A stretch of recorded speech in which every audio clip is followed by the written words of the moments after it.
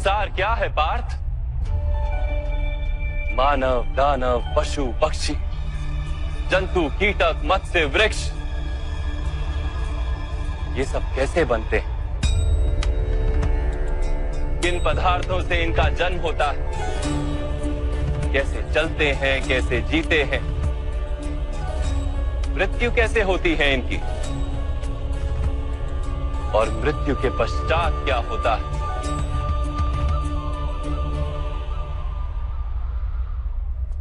इस रहस्य का विचार करो। मनुष्य की देह मिट्टी से बनी है माधव। जल उसमें रक्त आदि बनकर प्रवाह करता है। अग्नि देह को तापमान देती है और देह में रिक्त स्थानों में आकाश प्रकट होता है। अर्थात धरती, वायु, जल, अग्नि और आकाश, इन पंच महाभूतों से ही शरीर का निर्माण हो। अर्थात महामहिम गुरु द्रोण पृथ्वी, जल, वायु, अग्नि और आकाश से अधिक कुछ भी नहीं। धर्म ज्ञानी भी पंच महाभूत का जोड़ है और अधर्मी भी। तो मोह किसका कर रहे हो पार्थ? मिट्टी का? परंतु माधव, इस मिट्टी के देह से ही तो मनुष्य एक दूसरे का परिचय पाते हैं।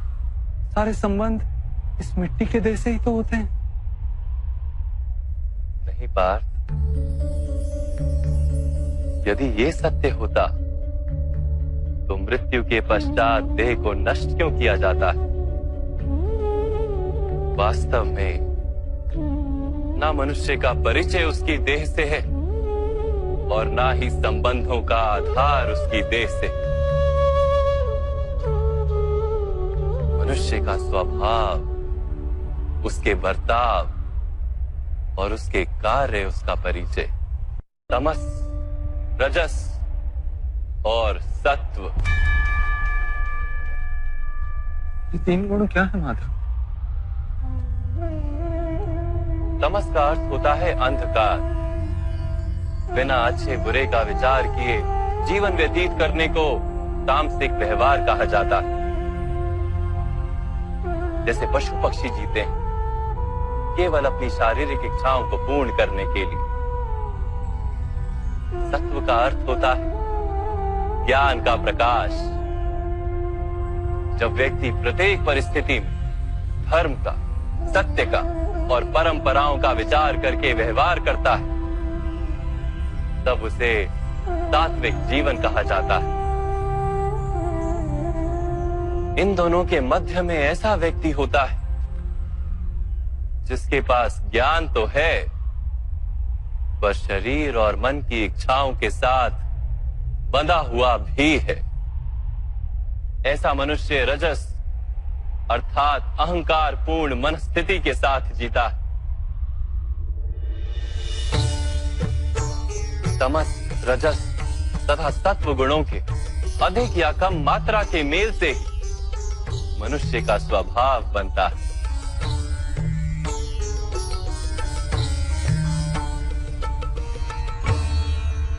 सामने देखो पार्थ, इन सब में तुम्हें कौन से गुण दिखाई देते हैं?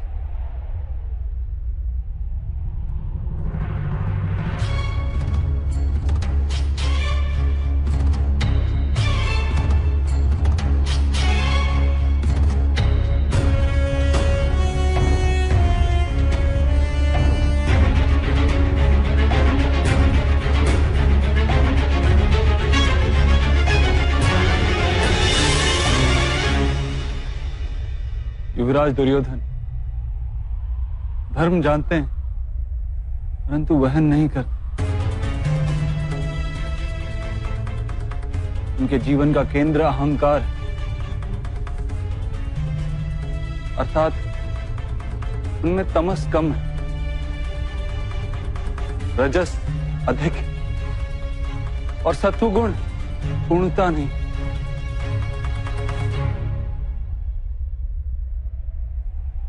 और इस ओर राजकुमार दुशासन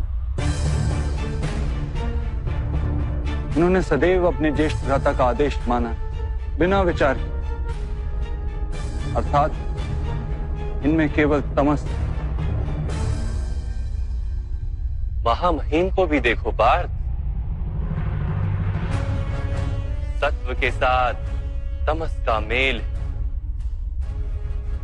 अहंकार नहीं, किंतु पुरातन धर्म, पुरानी परंपराओं और प्रण के साथ बंधे, आवश्यकता होने पर भी अपना प्रण नहीं तोड़ सकते।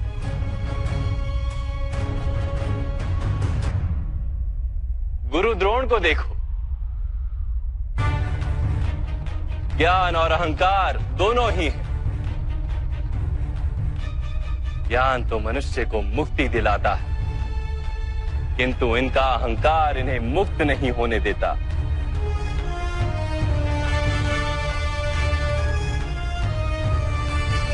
परंतु माधव,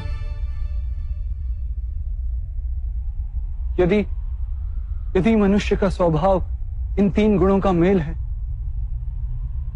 तो फिर मनुष्य का व्यवहार पहले से ही निश्चित है। सिंह हिरन को खाएगा ही, और हिरन सिंह से भयभीत ही होगा। तो फिर धर्म की प्रशंसा क्यों? अपराध का दंड क्यों?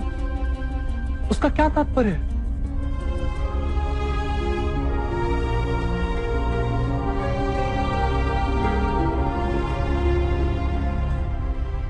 उत्तम प्रश्न है पार्थ,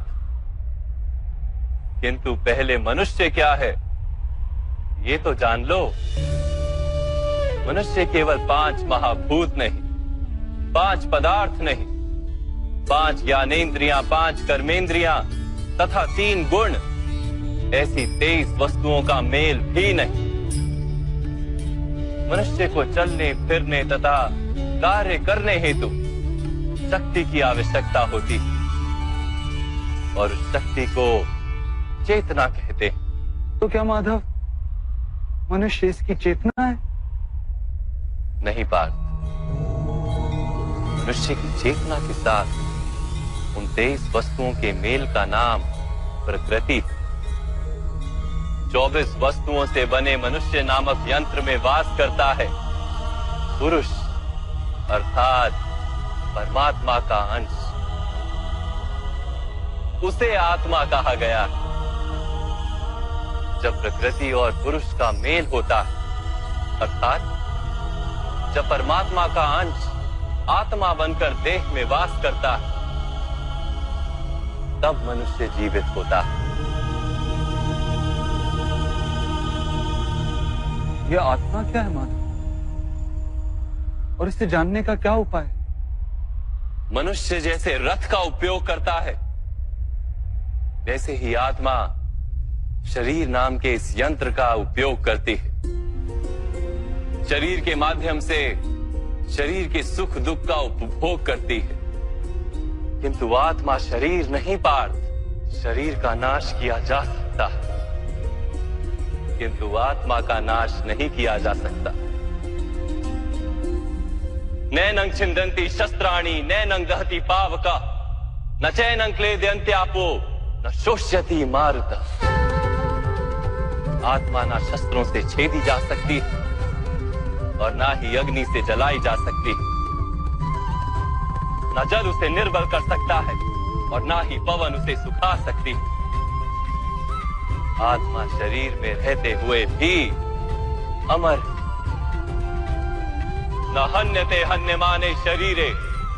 पार्थ, शरीर की हत्या की जा सकती है, किंतु आत्मा की हत्या नहीं की जा सकती। आत्मा तो सर्वव्यापी है, अचल है, स्थिर है, सनातन है। पुराना वस्त्र त्याग कर जैसे मनुष्य नया वस्त्र धारण करता है, वैसे ही आत्मा पुराना शरीर छोड़कर बार बार नया शरीर धारण करती है। परंतु माधव, मैं तो जगत का अनुभव अपने शरीर के माध्यम से ही करता हूं। स्वयं को देह न जानकर मैं आत्मा कैसे जान सकता हूं? स्वयं को आत्मा के रूप में जानना असंभव भी नहीं पार्थ। अंध भी जीते हैं, गूंगे भी जीते हैं, जिनके पास हाथ पैर नहीं होते वो भी जीते हैं। स्पष्ट कि शरीर मनुष्य नहीं, जिसकी चेतना चली जाती है, जिसे मूर्छा आ जाती है, वो भी जीवित रहता है। इसलिए स्पष्ट है कि मनुष्य का चेतन तत्व वो भी शरीर नहीं। इसी प्रकार जो व्यक्ति अपने भीतर खोज करता है, मैं इंद्रियां नहीं, शरीर नहीं, भावनाएं नहीं, विचार नहीं, ज्ञान भी मैं नहीं, जो ये समझता जाता है वो अंत में स्वयं को आत्मा के रूप में जान ही लेता है।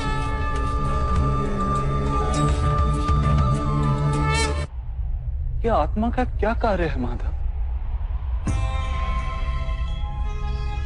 जब पर ब्रह्म के भाग हुए, पुरुष तथा प्रकृति बने, तब पुरुष अर्थात परमात्मा के अंश ने आत्मा बनकर प्रकृति की प्रत्येक वस्तु में वास किया।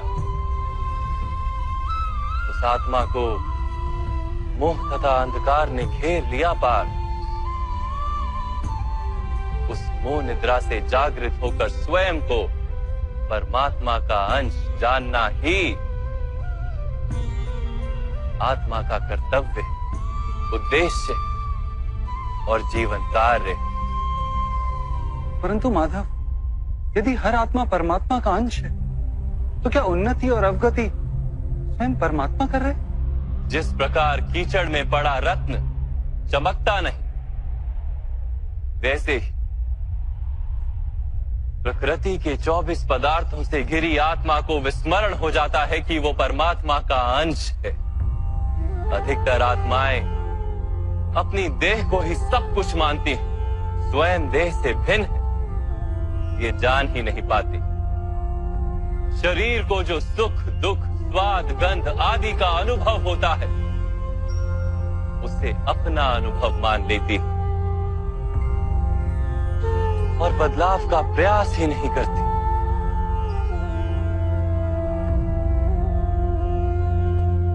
जो आत्माएं बदलाव का प्रयत्न नहीं करती,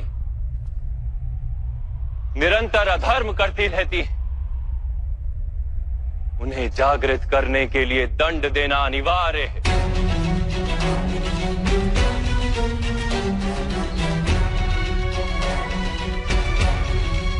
तुम भी ये जान लो पार्थ कि तुम शरीर नहीं, केवल एक आत्मा।